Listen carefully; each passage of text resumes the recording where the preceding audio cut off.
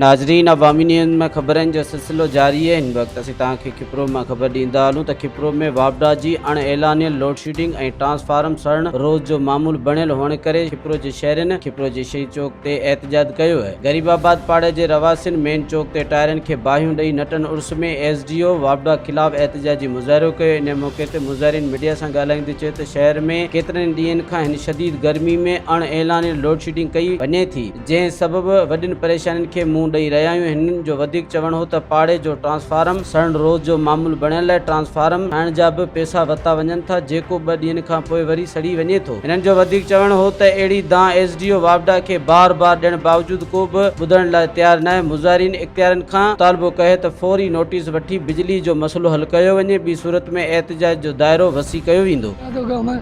नदीम साहब ने हमको कहा कि हम 5 बजे इंशाल्लाह उसको कह दिया कि अगर ये बात अब मसला हल होता है तो ठीक है, नहीं तो 5 बजे हम इंशाल्लाह दोबारा आएंगे और एहतजाज शुरू करेंगे। अणो आयोसीं, वाह बंद कयोसीं, चौक बंद कयोसीं, 5 ॾींहं लाइट आई कोन्हे। गरीबाबाद नूरानी मस्जिद हाणे हींअर असीं SDO ऑफिस आया आहियूं। असां सां साहब वॾे मुंशी हिते खिपरे जी ॻाल्हायो आहे त बाबा तव्हांखे 4 बजे तव्हांखे SDO ॻाल्हाईंदो ऐं मौक़फ़ ॾींदो, हा जी ना जी वरती, पर असांजो अञा ट्रांसफार्म लाथो कोन्हे।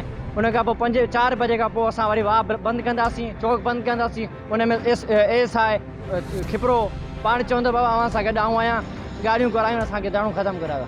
मज़ीद खबरों और तफसीलात के लिए विजिट करें हमारी वेबसाइट www.awamiNewsHD.com।